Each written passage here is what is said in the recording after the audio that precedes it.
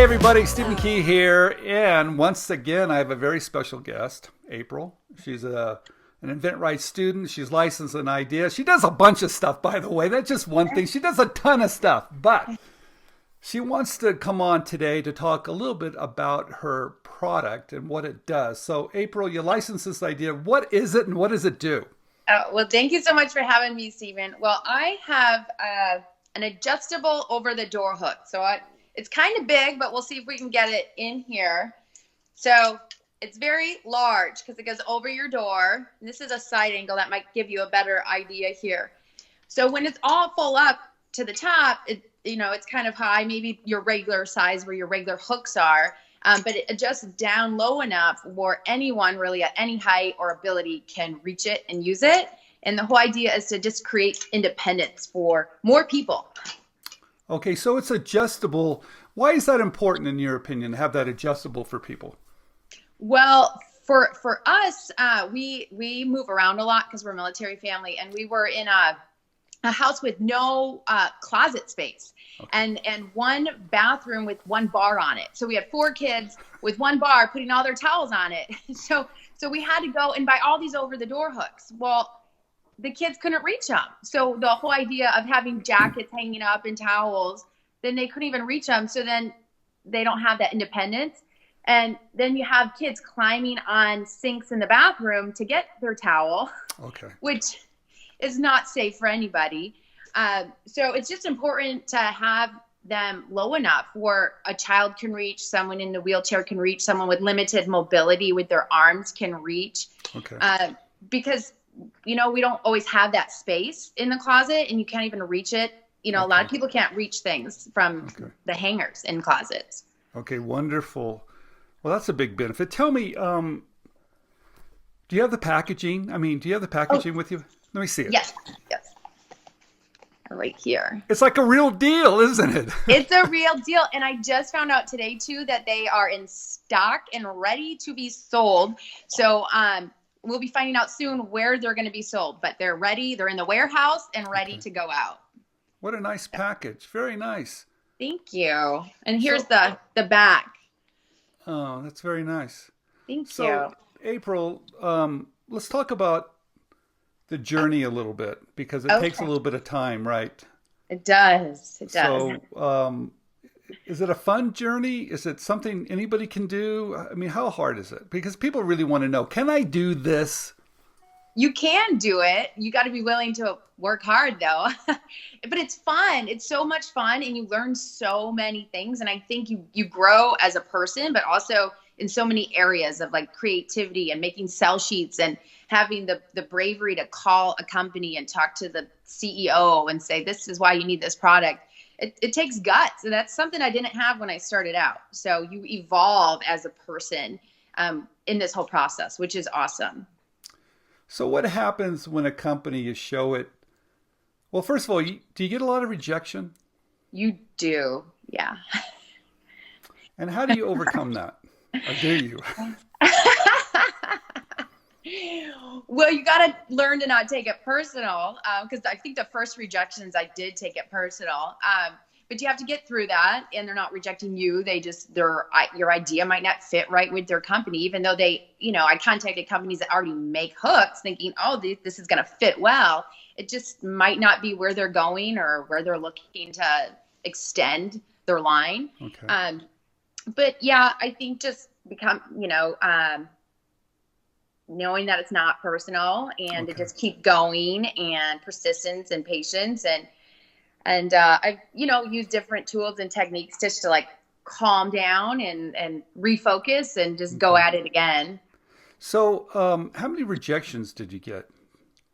Oh gosh, I don't, a ton. Over probably 50, 70. I don't know. A lot. I have a lot of pages, and I, write down every time I email or call a company, and you write it down, and every time you have any interaction with the company. But yeah, there's a lot of pages, a lot of days, a lot of months, and finally though, someone says yes.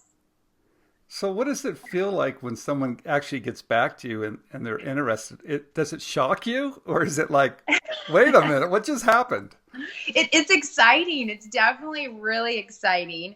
And what happened to me was I read your book, One Simple Idea, and after reading it and doing all the process, I had about a good dozen or so companies interested. And so that was exciting, but it was also like, oh my gosh, what do I do now? And so I didn't want to mess anything up. I didn't want to mess up the negotiations. I knew I needed help with that. So that's when, I became an InventRight student, was for that Okay. next process, which was so helpful. So Yeah. helpful. So, did you build a prototype? I mean, how did you do it? Did you Yeah. build a? Are you good at building prototypes?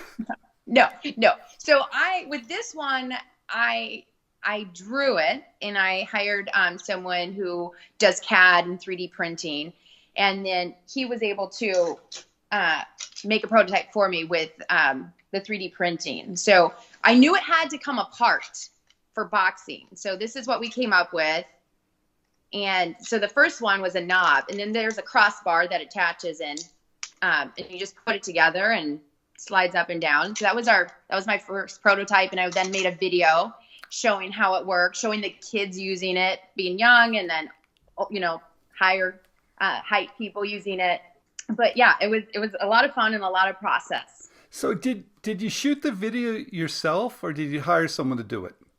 No, we shot it ourselves. I did have help of my husband. We took a lot of pictures and then short videos, and then Okay. made one video compiling the short videos and all the photos. Okay. Well, once there was interest, how long did it take to sign the licensing agreement? Was it like 24 hours? Oh gosh, I wish, right? It was I'd say about 6 to 8 months from initial interest to the day I was signing it and then Okay. drinking champagne. So, what does it feel like now to see it? To that it's coming to market. It's got a box. I mean, it's like the real deal. How does it It, feel? it feels amazing. It just feels like, not only did I put in a lot of work into it, but my family and my awesome prototype guy and the company that I licensed with, just to see how it evolved. This was the first one that the company made, had their manufacturer made, like their first way they did the knob too. And then this hook was a little different. Then we got this push side button, and this was shown at the Houseware show in Chicago with these hooks here. And then it evolved even further. They got a lot of great feedback. People wanted it, but they wanted it a little fancier. So then now this is the hook. Okay. So from my prototype to the finish, there's been 4 different Okay. hooks. It's evolved. Okay. So it takes, from an idea to a prototype to production, it kind of just makes these changes along the way. So you need to get that great input. Yes. Okay, so wait, so what do you do in the meantime? I know you work on it, it takes some time, but how do you pay the bills? What do you do? Well, I love to teach about natural health and educate and coach people in natural health, plant medicine, chemical-free living, essential oils. And because I've learned a lot from it, and our family has changed so much using natural health. I mean, that's how I stay focused. I use essential oils to focus, to calm, to be brave before I call companies. I would not be able to be where I am without natural health and just, eating correctly and eating, using the right products and my essential oils. Deep breathing is important. Wonderful. Well, April, thank you very much. We'll put some information down below so they can see all the other things that you do as well. Okay. But thank you for sharing your story today. You are welcome. Thank you so much for having me.